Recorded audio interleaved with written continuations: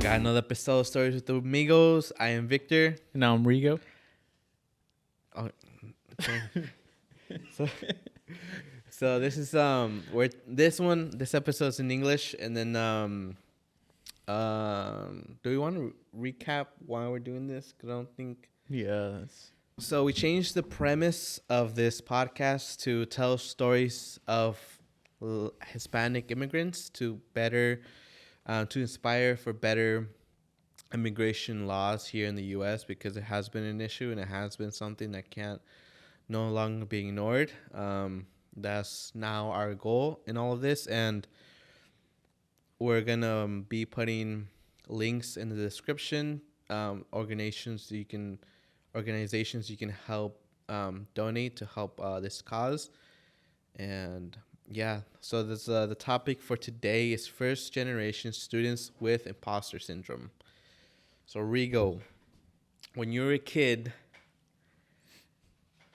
how did you adjust to school? How did it what? How did you adjust? Oh, adjust. Yeah, because the thing is that, I imagine like at home you would speak Spanish because of your parents, right? But then you go to school and it's English and it's, different culture, different environment. How did you adjust like when you first went into kindergarten? Mm-hmm.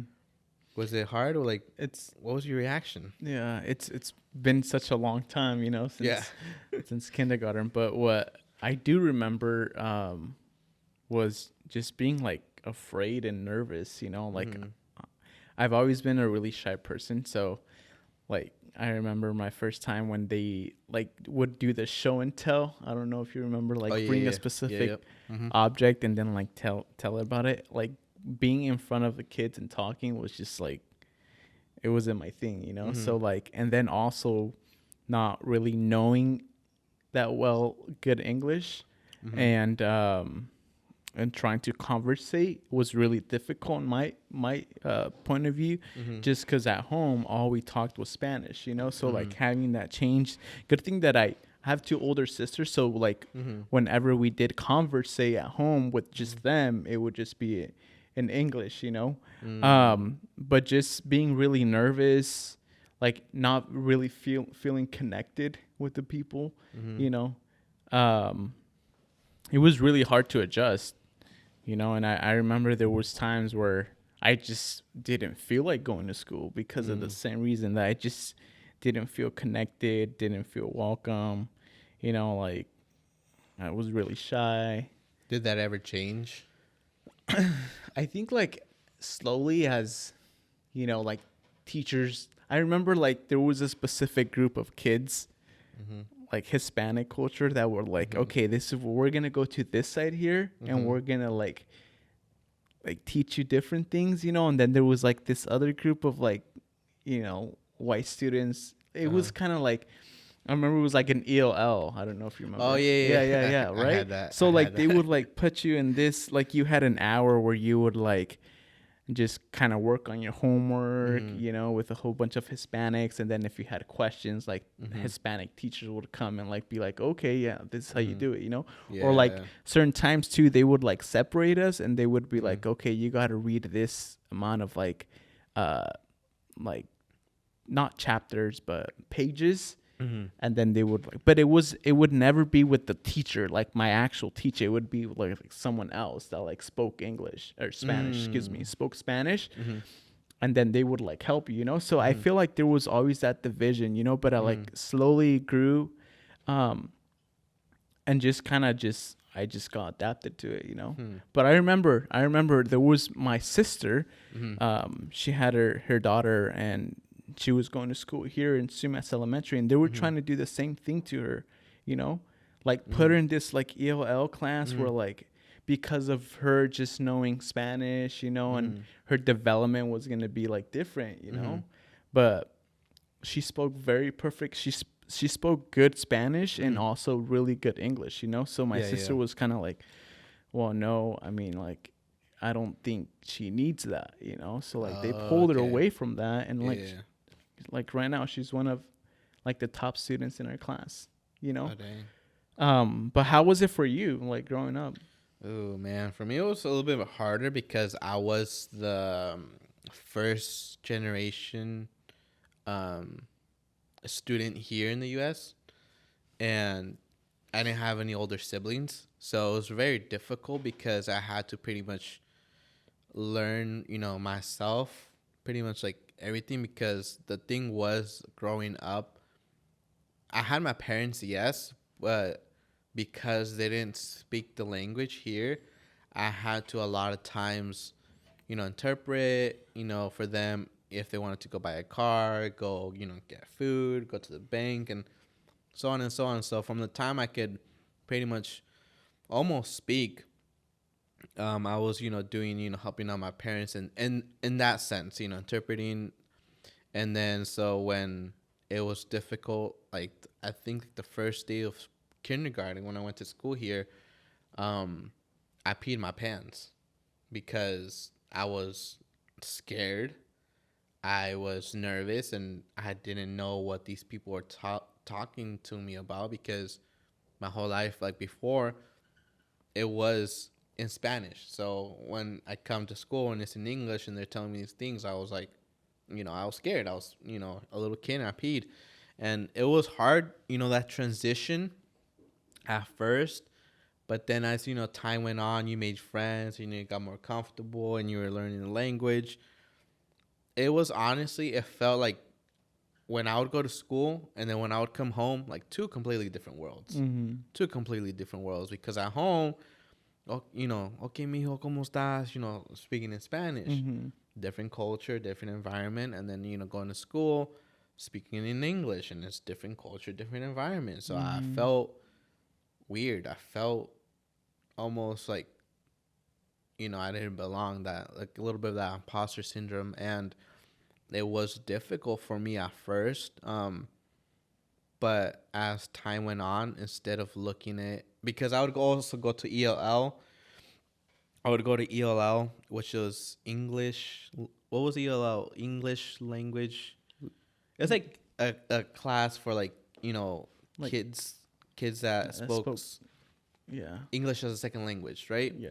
And so, and then I went to that like, like an hour before everybody else would come to school. So I would get up really early and, go to that. And then, from like elementary school to middle school, I would go to summer school every year. Every year I would Yeah, go me to summer too. school. So Well, remember we would go to Fisher? I think it was called Fisher. You went to Fisher? Yeah. really? We went to summer school together. Oh, really? Yeah. Dang. And so I didn't crazy. remember that. And I I adapted, but it was foreign, because I kind of like, I told my parents about it. And it sucked because when I would have trouble with homework or something, I could never really come and they'd help me out because the language barrier. It's like they're like, I don't know what you're talking about right now. I honestly don't. And then, I mean, I imagine too, especially you, since you were the first one. Yeah. Yeah. Like me, I had my sisters, two older sisters. So there was times where like they would help me out if I had a presentation type thing, or like if I had questions about my homework, But like for you, yeah, that's crazy. Yeah, and it was honestly like it was a little bit lonely. I'm not gonna lie. Like even like till now, like I have that. I know a lot of first generation children of immigrants have this like hyper independence because they had to be, especially with the firstborn. You had to be very independent from the get go, because if you didn't, you would drown. It was difficult. And so it was lonely at first, honestly, but I never really resented my parents for it or anybody, but it was something that I had to go through, and it sucked, but I think it made me who I am today. And I am grateful for it, but then at the time I was like, dang, this sucks. This sucks. I wish I could just be chilling. And if my dad was like, oh, Dad, can you go give me a burger? He was like, yeah, you have to come with me though. So it was like that kind of stuff. I was like, nah, I wish it was easier, but it is what it is. So it was just coming to this point where it was foreign, and I didn't really know what to do. But I understood that we were different. Mm-hmm. Not like in the bad way, but it was just different, you know? Mm-hmm. You know, kids in my other school, like kids in my school, be like, "Oh, come home and eat," you know, spaghetti or American food, and then we come home and eat Mexican food, and it was different, you know. Mm-hmm. But it was cool. I liked it. Did you ever like kind of wished you were kind of like them and kind of like go away from like your culture? Oh, Like I feel like a lot of kids, you know, like at least growing up with me, I've that those are things that probably like went through my mind, you know, like you see these like kids, they would bring home lunches, you know, yeah. and then it's like you would just eat like the school meal, you know. Yeah. And sometimes I'd be like just thinking, be like, oh damn, like I wish, you know, I was like them, you know. Yeah. Or like too, maybe there was like a group of kids, you know, that were well known like in the school, you know, and then you were like, oh man, I wish I could like hang out with them or something. And like, did that ever cross your mind? Like, That's a good question, dude. That hit hard. In some aspects, yes, and then some aspects, no. Because growing up, besides the language thing, I didn't really see much of a difference between me and like my friend Connor, right? And I just thought, Connor was a cool guy. I want to, hang out and play with him. It wasn't till later like that, like it was really starting to hit me. I think it really hit me that we were different in freshman year in high school when my parents were like legit told me, "Hey, Victor, you're not a citizen." I was like, "What do you mean? Like, what does that mean?" I didn't know. I didn't know, right? And I was like, "Victor, you're not a citizen." It's like, so what does that mean for me? Well, we have to do certain things that are different for you in order for you to stay here. mm-hmm. And I was like, what do you mean by that? Well, in order for you to work, we have to do this, this, and this. It's like, okay. So, I went along with it. And then it so happened that, the DACA program happened. And, we luckily we were able to, stay here, blah, blah, blah. But I I don't know. There was some times where I was like, dang, I wish I was like you. But then as I got older, I was like, I'm thankful that I'm not. Yeah. But in my opinion, we are equal, but we're different. Mm-hmm. But because we're different doesn't mean that I'm better or less than you. And I think that took me a while to understand. Because people, especially here, is like, oh, you're different. You must be better or less than me. But it's not, the case. As long as you have, blood in your veins and you're human, we're the same. We're in the same playing field. And I didn't necessarily, get like that. But there were some points where I was like, damn, like this sucks right now. Like, I wish I was like you. I wish I was in your shoes. I wish this and this and this. And there's been hard times. But honestly, like, God made me in this image and how I came out, and I can't really complain. There was some times where I did, but honestly, dude, it's like I didn't. Yeah, and Did that ever happen to you? Yeah, same with. I mean, there was a point where like, I kind of was just like, man, I wish I could like be like that kid, Yeah. In the sense where, like I would see him with nice clothes, and like mostly all the stuff that I would get would be from like, and I'm grateful, right? I'm grateful. Like I'm not saying like, oh, I'm not grateful or anything. No, like, Yeah. But like as I was growing up, the new shoes that would come out, they would have them, Yeah. and I would just see, oh, I would just get stuff from like Goodwill or like Valley Village or something like that, or like donations that people would do, So like there was a point where I was like trying to like, oh, I want to be like that, but like my dad was always like taught me to be humble no matter where you're at, like, and always be um like appreciative of what you have, Mm-hmm. you know. But there was a point where I was like, oh shoot, I wish I could be like that, you know. Yeah. And I feel like a lot of like people go through that, you know. Like I've met a lot of people that are like, dude, you're in America, you should speak English only, you know, or like Mm-hmm. just shy away from like the roots, you know, which is like Yeah. shy. It's like it's not shy. It's very it's sad, Yeah. you know. What's sad, some people would always sometimes honestly be embarrassed. Yeah. And I was like, what's there to be embarrassed Mm-hmm. about, you know?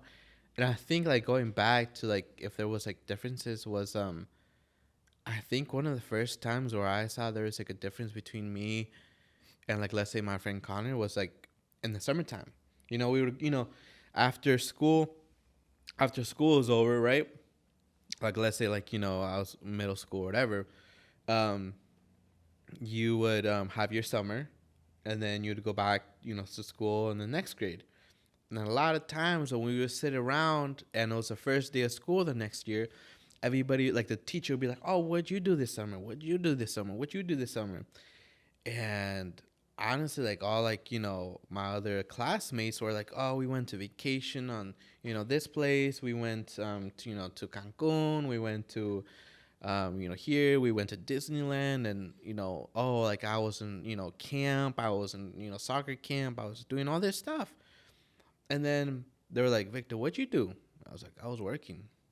It's like, what do you mean? It's like, well, like, there would be some times where, like, honestly, like, my dad would get off of work, like, from, working at a dairy farm, and then he would come get me, and then we would go and pick blueberries because we had to. And we were in a situation where we didn't have those luxuries, Yeah, because we so came true. from a different country and because my parents' opportunities were so limited. Like, dude, when you're an immigrant and you don't have, you don't know the language and there's other means that you don't have, there's only so many things that you can actually do here. And that was one of the first times I was like, dang, dude, I'm different. I'm different. And I was like, dang, I'm going to have it a little bit harder. I'm going to have it a little bit harder. Like, and it's not because I wanted to, because something I did, because this is just the cards that was played to me. And I noticed that and I was like, dude, like, why do I have to be working? Like, from like, dude, honestly, like, from like fifth grade, like, every summer I would go help out my dad in the dairy farm, picking blueberries in the summer, raspberry pickers, working at processing plants, and, just doing that in the summer because honestly, there would be times where, I remember one time this sucked was that it was so difficult for me and my parents that we had a little piggy bank, like those have you ever seen those piggy banks but like in the Mexican stores where like it's like a weird one. It's like sometimes it's like Jesus and then sometimes like a pig, Mm-hmm. like different ones that you just put like money Yeah, into, yeah, right? yeah.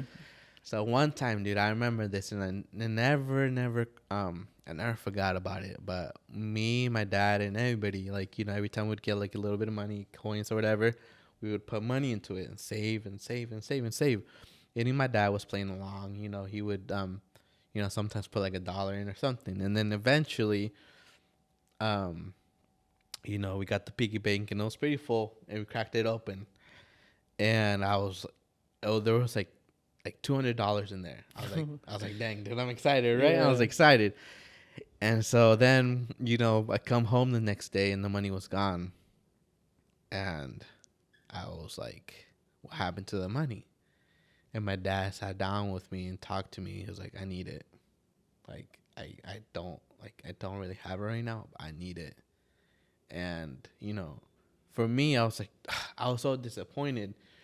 But now looking at it, as an older person now, I bet how much that can hurt because you're looking at your kid and you're like, yeah, I know that money was yours, but in order for us to survive, I need to use this Mm-hmm.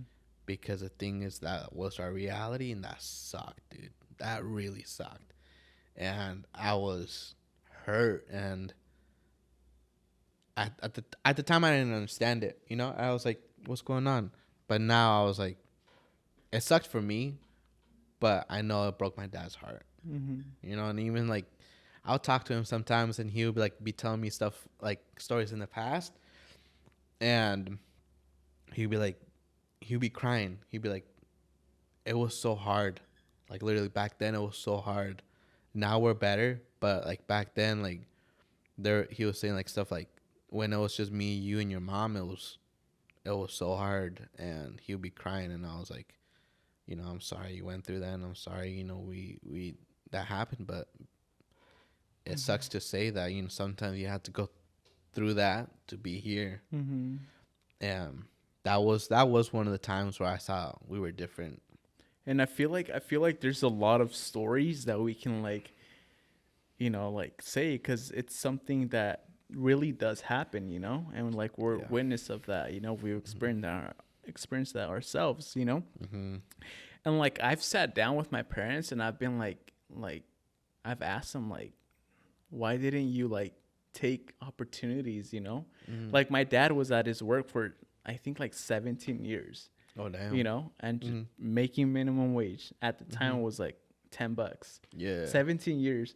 And then when he left, he left because the company closed down. Oh. It wasn't because they offered him a better opportunity somewhere else, It's just because the company closed down, And literally the only thing that they gave him was $50 in his 17 years. It was like a slap to the face, So I sat down with my dad. I was like, Dad, like, why didn't you like take opportunities, maybe like somewhere else? And he's like, you know why? Because I was scared that I would fail, scared that I wouldn't be like, if I did, I was really comfortable at this job, and like everything was going like really good, even though I was making a little bit. But the fear of failing, that if I went over there, language barrier, was one of the things.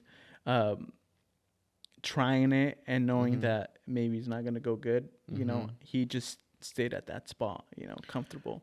Yeah, dude. I think honestly, like, I didn't really like, pay attention to that part, but like it makes sense now because like if you really think about it, you got to look at it at two different perspectives, right? You got to look at the immigrant Hispanic and the person, that grew up here.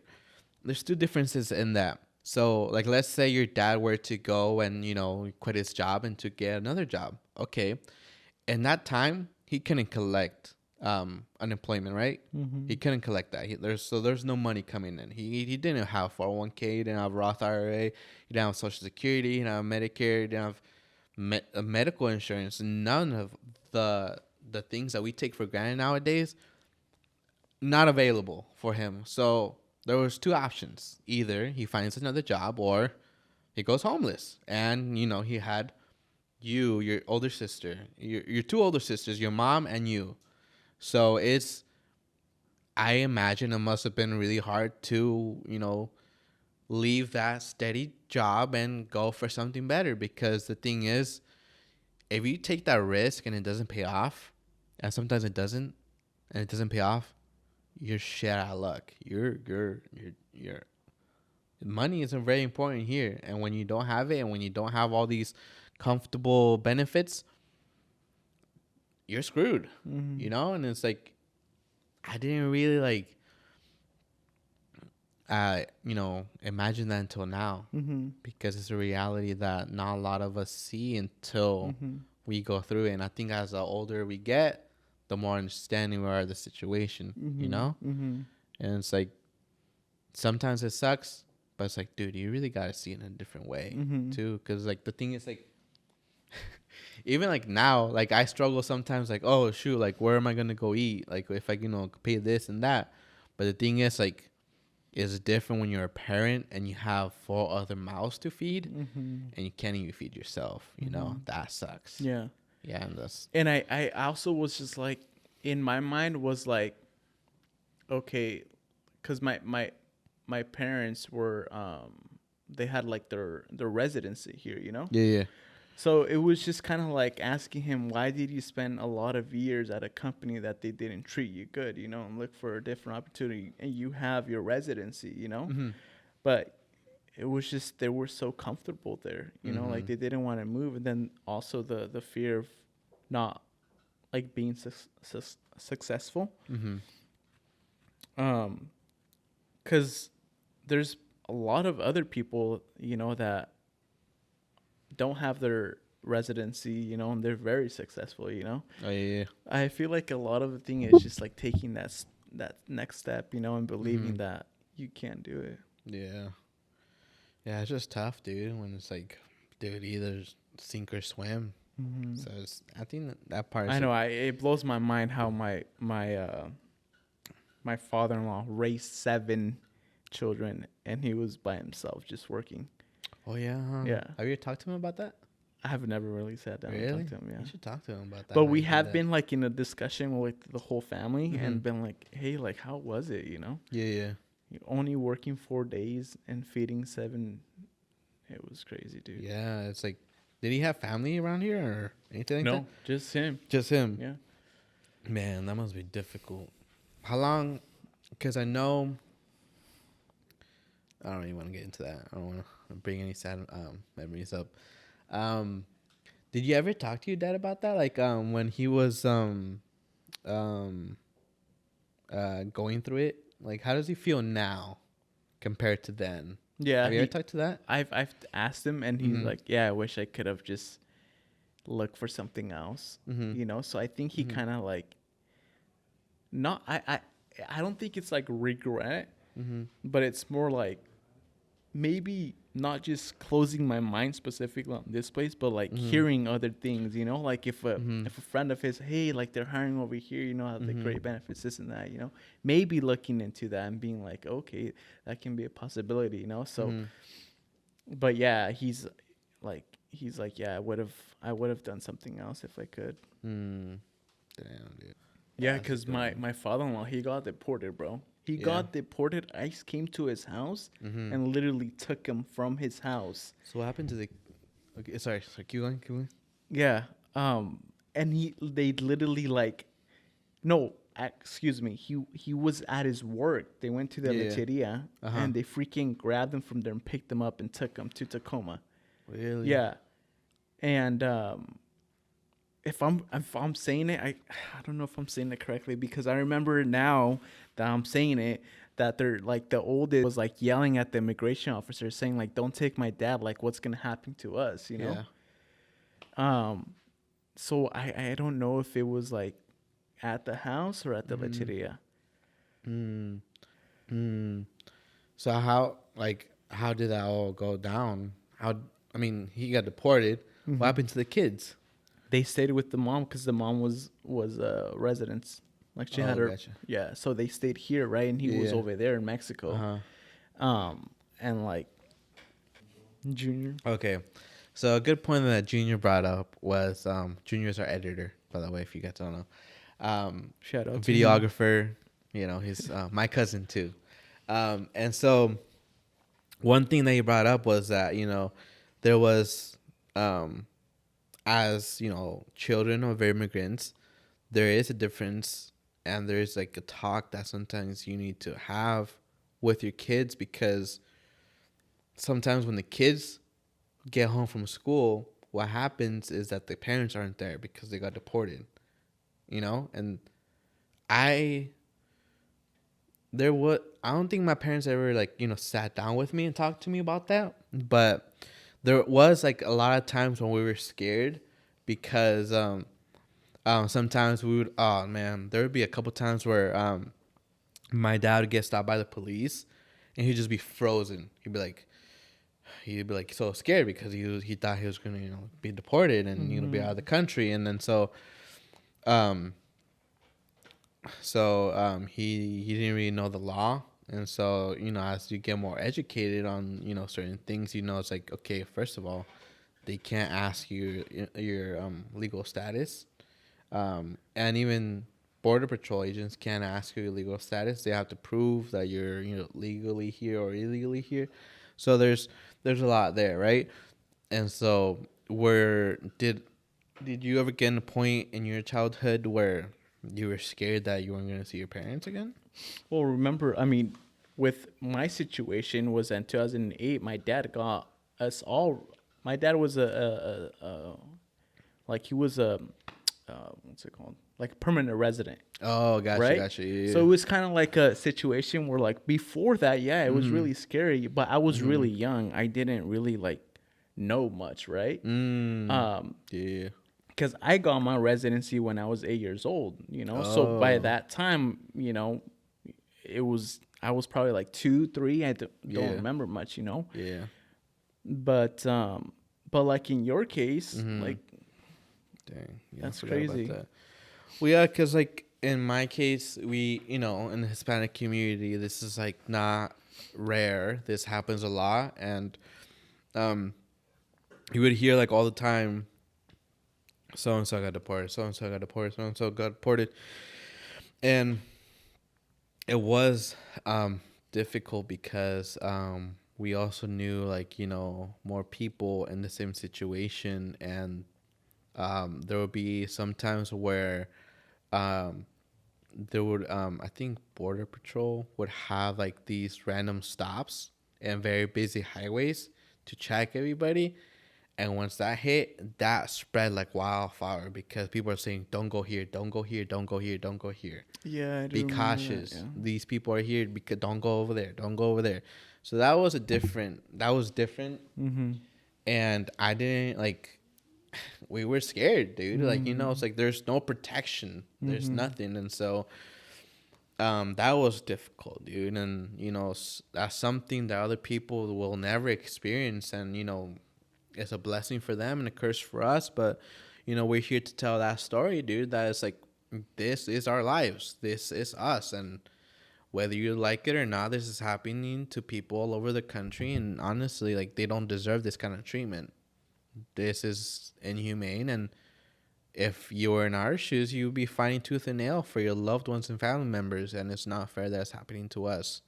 Because honestly, like this all could go away just by some votes and some change, but I know that's gonna take a while, especially here. But this is one of the big reasons why we're doing this now, because a lot of kids don't deserve this. Mm-hmm. They did absolutely nothing. But if we can have the power to change this and to do something better for future generations, then it's worth a shot. And it's just Exactly. it sucks. It's the world we live in for now. Mm-hmm. Like with your experience, um, like what is something that you wish like you had like help for? Like, what was something more that you like looking back, like wish you had? Like more help of something. Is there something specifically? Mm, yes and no, because sometimes I do look back. It's like, man, I wish I had that. But I honestly do think that I should be going through this, because if I didn't, then this wouldn't be real. The whole YouTube thing, the whole podcast thing, it wouldn't be real if I wasn't in my shoes, Mm-hmm. And if I wasn't a DACA recipient, I wouldn't be pushing for reform, you know? So I wouldn't be pushing for this. I wouldn't be pushing for that. And so honestly, like, before I did and before I was, down on myself and I was sad about all this stuff, but I think that honestly, this is my purpose. Like 110%. I think God made me into this, I didn't. There was this bar by Drake. It says, a boss is a role that I've grown into. I'm not saying that I'm a boss, but I'm saying I'm like this because I've grown into this role. I wasn't like this because of, it was easy. I grew into this, and so before, yeah, I would, want help, and I wish I was a citizen. I wish, I didn't have these cards handed to me, but it is what it is. But because of it, we're here, and before, before all this, I was kind of lost. And, when I had this idea to do the podcast for this reason and put it on YouTube, I had a picture of what I wanted. But then as time progressed, God gave me the puzzle pieces. He gave me everything that I needed, and he just said, put it all together. I was like, what do you mean, guys? Well, I was like, you need this, this, this, and this. It's like, yes, God, I do need that. Okay, then talk to your people around you that surround you. It's like, okay, like, what do you mean? It's like, well, the worst thing they can say is no. So I asked you to be the co-host. I asked my cousin Junior to be the videographer editor. And I asked my cousin's cousin to be, another co-producer. And so, luckily they all said yes. And so we're here now. And because of them and because of, all the effort we put into this, this is now a reality. And, it's really cool to be sitting here and, be discussing this and talking to people about this, Mm-hmm. And so a lot of times I wish I did. I wish I had it easier, but honestly, I think I've been, it might be sound like cliche or whatever, but honestly, it seems like I've been training for this, Mm-hmm. honestly. And, Mm-hmm. this is whatever comes to be, it's going to happen. And good or bad, it's all for a reason. Honestly, it's all for a reason. Even all the stuff that's happening in personal life, I think it's just, gearing me up for what's to come. Because honestly, in my personal philosophy, I don't think life gets easier. I believe you become harder. You are able to take more hits. You're able to take more downfalls. You're able to do more things. And from that, you become stronger, wiser, and, more patient Mm-hmm. and all this. And so, yeah, I don't wish I was different. I wish I was like this. Mm-hmm. What about you? Do you wish you could have gotten some help in other areas? Like, not, I wish like our culture could have like gotten like at the time more closer together, Ooh.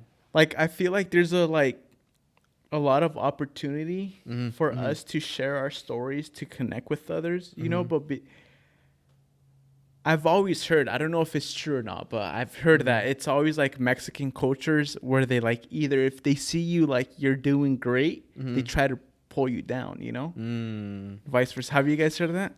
Yeah. Right? And Yeah. it's like, why does it have to be like that, I don't know, man. I think that's also like, But it's not, I'm not saying that like everyone does that, Yeah. It's just my personal, that's something that I have heard, So I feel like there's always been a division like that, I've heard of people too, like say like, oh, I don't like working with Hispanics because, they always cause a lot of drama. I'd rather go work with like a Caucasian or whatever, oof. Yeah, that hurts. So I wish we could like be more united, like together in a community, tell our stories, connect with each other, have our kids play with each other, like I feel like there's a lot of events that like the Raspberry Festivals, like they all come together in Linden, do like play basketball, play, like something like that. Like that would be so dope to do. That would be cool to have like community parties and parades even. Yeah. I've thought of it. We do have like a pretty big Hispanic community here, but we never like honestly like celebrate. Yeah, exactly. Not Cinco de Mayo.